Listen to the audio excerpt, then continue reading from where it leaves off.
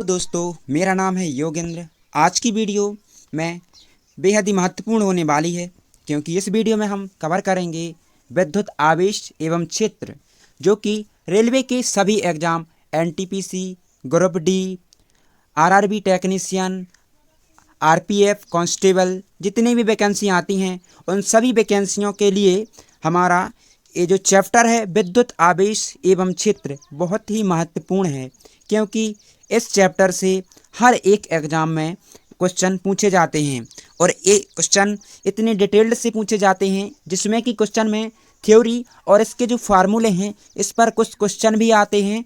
इस अध्याय में आपको मेनली इसके क्वेश्चन के अलावा आपको इसके फार्मूले यानी कि थ्योरी पे जो सिद्धांत दिए हैं वो याद रखना है, इसलिए इसको ध्यान से देखिएगा। इतना मस्त आपको समझ में आने वाला है, इसलिए इस वीडियो को ध्यान से देखिएगा और बिना स्किप किए गए इस वीडियो को देखिए। यदि आपको यह नोट चाहिए तो मैं इसकी पीडीएफ भी अवेलेबल करवा दूंगा, इसलिए बिना स्किप किए वीडियो को आपको लास्ट तक देखना है।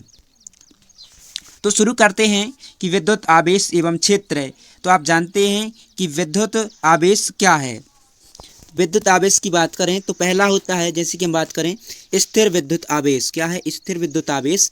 इसमें क्या होता है, एक स्थिर, इसमें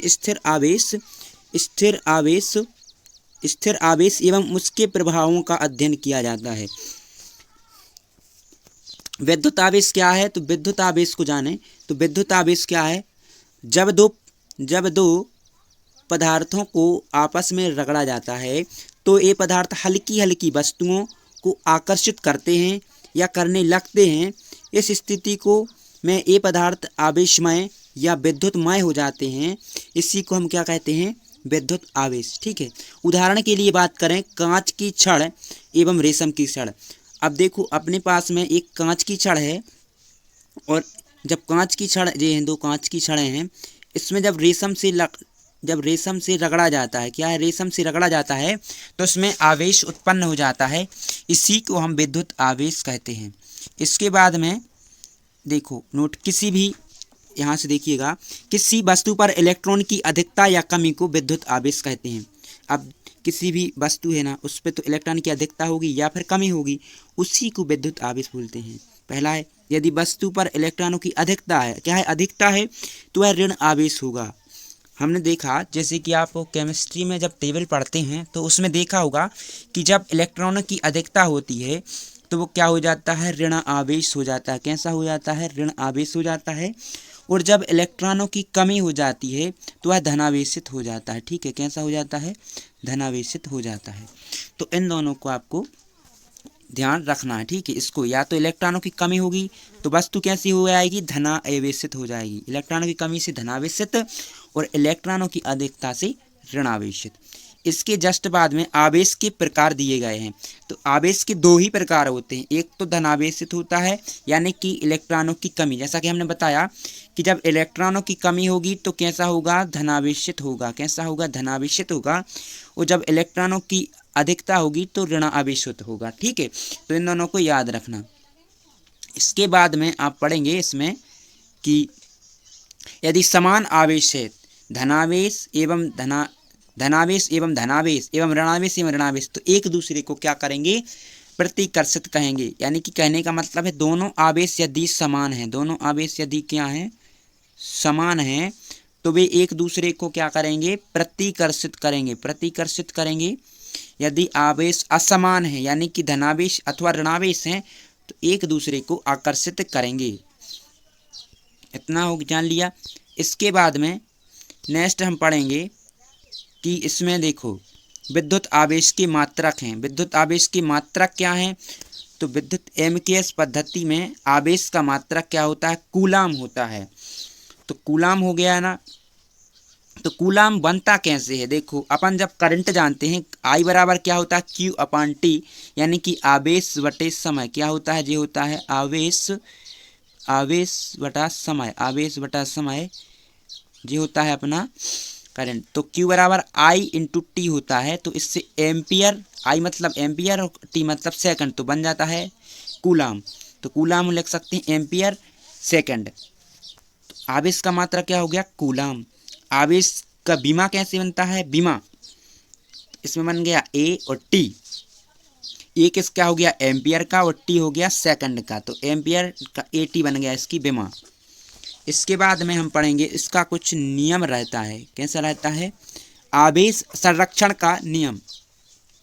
आवेश संरक्षण का नियम क्या कहता है कि आवेश ना तो उत्पन्न किया जा सकता है और ना ही नष्ट किया जा सकता है, किंतु एक प्रकार के आवेश को दूसरे प्रकार के आवेश में केवल परिवर्तित किया जा सकता है। इसी को हम संरक्षण का नियम बोलते हैं। यानी कि किसी आवेश को हम ना तो उत्पन्न कर सकते हैं ना तो नष्ट कर सकते हैं, परंतु एक प्रकार से दूसरे प्रकार में जरूर परिवर्तित कर सकते हैं। इसका मतलब ये हुआ, यदि आवेश हम, जैसे आपने देखा होगा कागज़ पर जब हम प्रेस करते हैं, कागज़ के टुकड़ों पर प्रेस किया, उन पर हल्का हल्का प्रेस करके टीवी या फिर जो विंडोज रहती हैं, ठीक है, उसके हम पास में ले जाते हैं तो वो खींचने लगती हैं, तो इसी को हम कहते हैं आवेश संरक्षण का नियम। तो मूल आवेश क्या है, मूल आवेश इसे देखिए, मूल आवेश किसी आवेशित कण पर जितना न्यूनतम आवेश रह सकता है, जितना न्यूनतम आवेश रह सकता है उसी को मूल आवेश कहते हैं। ई से प्रदर्शित करते हैं। इस वैल्यू को आप ध्यान से याद रखना, ये वैल्यू जो दी गई है, यहाँ से जो वैल्यू दी गई है इसमें मूल आवेश की वैल्यू दी गई, इसको आपको ध्यान से रखना। ई बराबर प्लस माइनस 1.6 इंटू 10⁻⁻19 कूलम, जे इलेक्ट्रॉन की मेन वैल्यू, इसको याद रखना आप। इसके बाद में आवेश का क्वांटीकरण यानी कि परमाणुकता क्या है। देखो, जो आवेश अनिश्चित रूप से विभाजित नहीं किया जा सकता, किसी आवेशित कण पर आवेश +2e 3e हो सकता, कुछ भी आवेश हो सकता है, लेकिन इसकी भिन्न रूप कभी नहीं हो सकता। इससे ही आवेश का क्वांटीकरण परमाणुकता कहते हैं। अनिश्चित रूप से विभाजित नहीं किया जा सकता। कूलम्ब का नियम क्या कहता है, इसको भी देखिए। जब दो स्थिर बिंदु आवेश के बीच लगने वाला विद्युत बल यानी कि आकर्षण यानी प्रतिकर्षण उन दोनों आवेशों के परिमाणों के गुणनफल के अनुक्रमानुपाती तथा उनकी बीच की दूरी के वर्ग के व्युत्क्रमानुपाती होता है। इसको देखेगी आप, यानी कि कूलम्ब का नियम क्या है जो अभी हमने बोला। देखो, कूलम्ब का नियम यहाँ बोला कि उन आवेश को एक दूसरे जो आवेश हैं उनका गुणनफल, तो एक दूसरे आवेश का गुणनफल हो गया Q1 × Q2, तो ये हो गया, और उनकी बीच की दूरी के वर्ग के व्युत्क्रमानुपाती, तो दूसरा समीकरण हो गया। तो जब इन दोनों को हम सम्मिलित रूप से देखते हैं तो कुछ इस प्रकार का हमारा समीकरण बनता है, ठीक है। इस समीकरण में K है जो क्या है, यहाँ से K देखें, K क्या है, यहाँ से वायु अथवा निर्वात के लिए, ठीक है, परावैद्युतांक है जी, परावैद्युतांक। इसके बाद में हम देखें, इसका मान पूछ लेते हैं, जो K का इसका मान कितना होता है उसको याद रखना आप। जो परावैद्युतांक होता है यानी कि K अथवा म्यू परावैद्युतांक होता है, तो इसका मान कितना होता है 1/4। इसका कितना, यहाँ पे लिखेंगे हम, यहाँ पे क्या लिखेंगे, K का मान होता है जी, तो K का मान आपने देख लिया, इतना होता है। और इसी K के मान को हम लिखते हैं 9 × 10⁻⁹, इसको याद रखना, ठीक है। तो आपको मेनली पूछा जाता है तो इसको याद रखना, K परावैद्युतांक है। जिस समीकरण पूछा जाता है, जब क्वेश्चन आपको जैसा आएगा कि दो आवेश दिए रहेंगे और बीच की दूरी दी रहेगी, तो ए वाला समीकरण आपको लगाना है, इसको याद रखना है पूरी तरह, ठीक है। इसके बाद में नेक्स्ट अपना है, जो नेक्स्ट क्वेश्चन है जो यहाँ पे पूछा जा सकता है, इसका मान, तो आंकिक मान तो आपको याद रखना है। इसका जो एप्सिलॉन रहता है, जो परावैद्युतांक रहता है, परावैद्युतांक का मान कितना होता है 8.85 10⁻⁻⁻, इसको याद रखना है। तो इसका जो मात्रक होता है वो होता है कूलम्ब स्क्वायर, जी मात्रक क्या होता है, coulomb square upon newton metre square, ठीक है।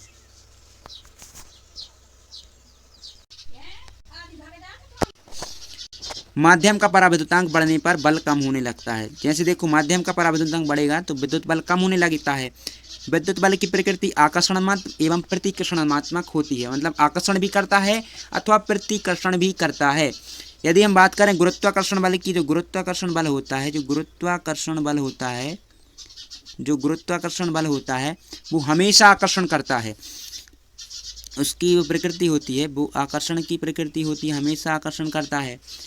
यदि दोनों आवेश कण को परस्पर स्पर्श करा के हटा लिया जाए तो समान हो जाती है, Q1 × Q2 बराबर इतना। ठीक है, यदि दोनों आवेशों के बीच की का कोई माध्यम धातु हो तो होने के आरोपित बल शून्य हो जाता है। ठीक है, तो उनके बीच आरोपित बल क्या हो जाता है, शून्य हो जाता है।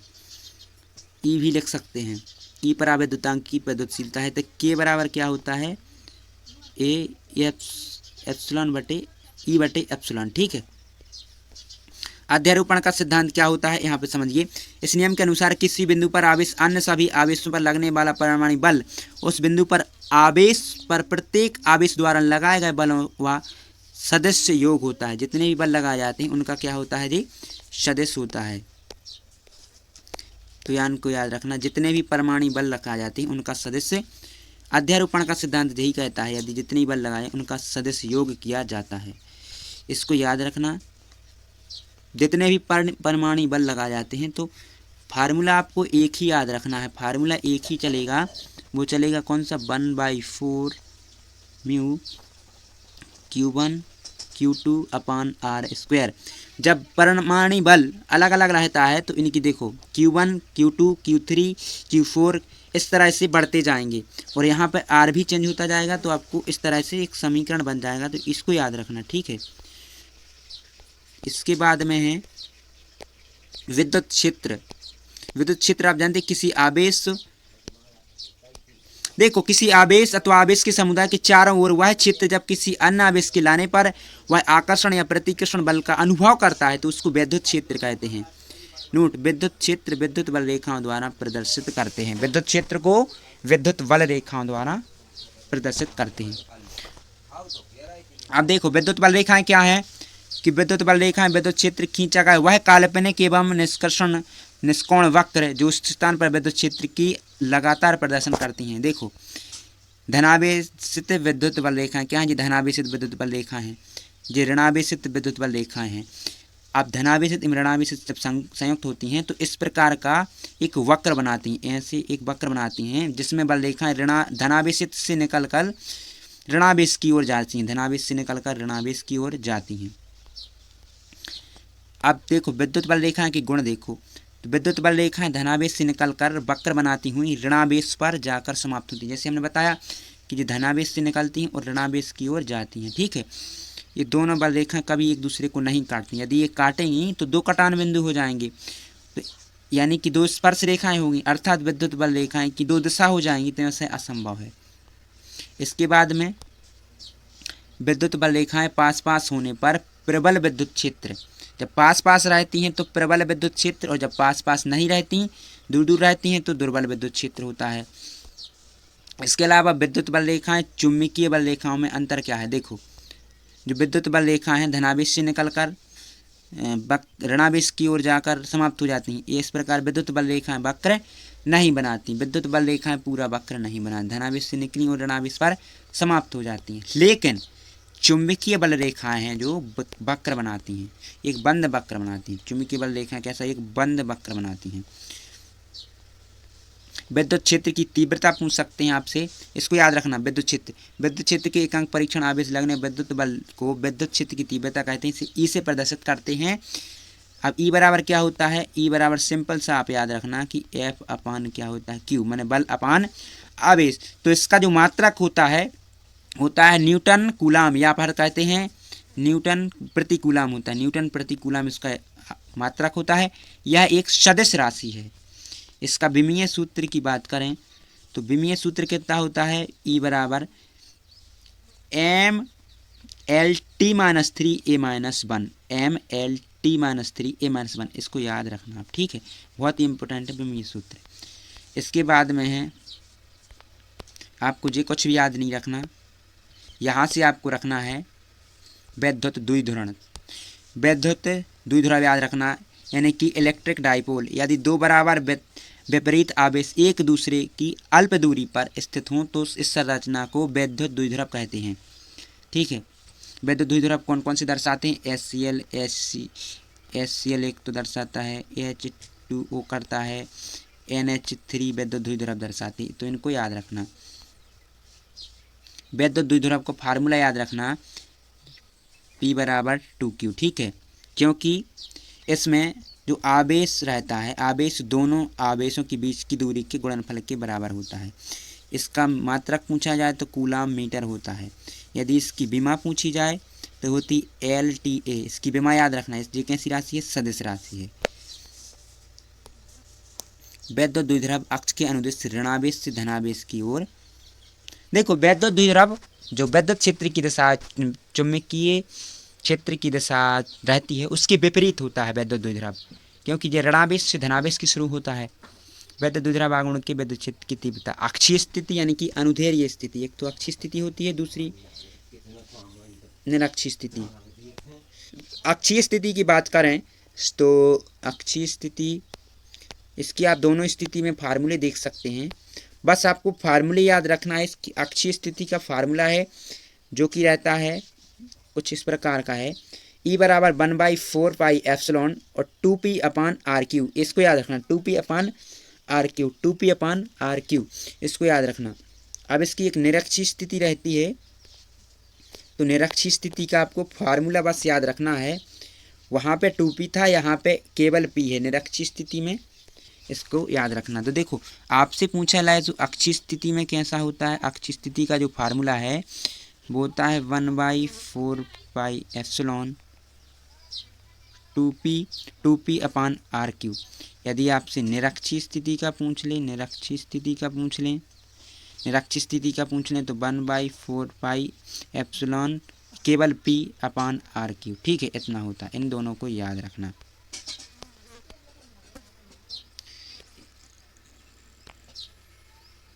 बल आघूर्ण पूछ सकते हैं, बल आघूर्ण, तो आप बल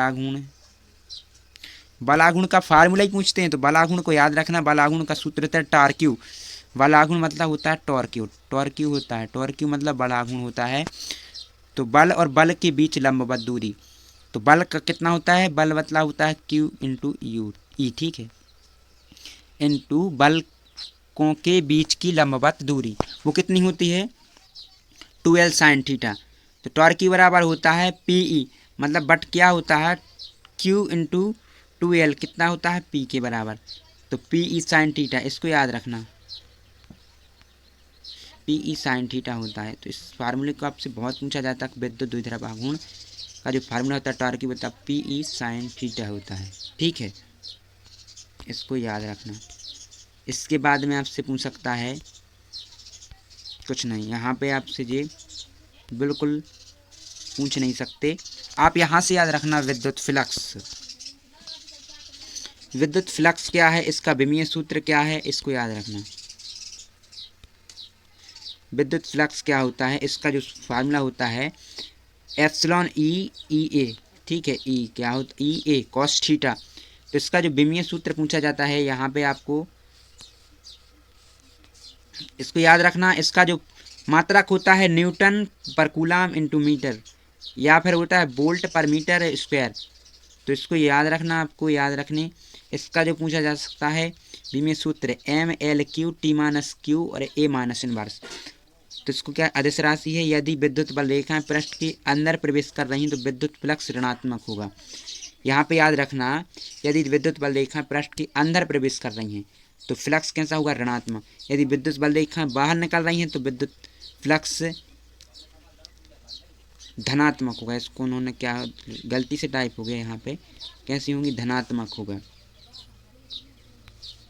विद्युत प्रकार आवेश की घनत्व, रेखीय आवेश कितना होता है? रेखीय आवेश, इसका मात्रा क्या होता है? Coulomb metre. किसी चालक तार की एकांक लंबाई आवेश रेखीय आवेश घनत्व कहलाता है। इसे लैम्डा से दर्शाते करते, लैम्डा बराबर होता है Q/L। ठीक है, इसको याद रखना आप। आवेश का पृष्ठीय घनत्व, किसी चालक के एकांक पृष्ठ क्षेत्रफल पर वितरित आवेश का पृष्ठीय घनत्व सिग्मा से दर्शाते हैं। ठीक है, Q अपान A होता है। इसके बाद में आवेश का आयतन भी पूछ सकते हैं, P बराबर होता है Q अपान V। यहाँ से आपको कुछ पूछने लायक नहीं है, आपको यहाँ से जो प्रमेय है, डायरेक्ट प्रमेय याद रखिए, वो क्या है अपनी, देखो इसका कोई यूज नहीं है, यहाँ पे यूज नहीं है, इसलिए हम जो भी पढ़ना होगा जो यूज का होगा उसको पढ़ेंगे। तो हमारा जो है आज की वीडियो कंप्लीट हुई। इसमें हमने जो सीखा है वो विद्युत आवेश एवं क्षेत्र की तीव्रता, विभिन्न जो डेरिवेशन यानी कि समीकरण करवाए हैं, प्रमेय करवाई हैं, उनको ध्यान से देखिए, उनके फार्मूले देखिए और जो थ्योरी है उसको भी ध्यान से देखिए। यदि वीडियो समझ नहीं आए तो इसको रिपीट करके ज़रूर देखिएगा। वीडियो में जो भी कुछ लिखा गया है उसको ध्यान से देखिएगा। इस तरह के नोट्स चाहिए तो कमेंट बॉक्स में ज़रूर बताइए और लाइक कीजिए वीडियो को और चैनल को सब्सक्राइब कीजिएगा।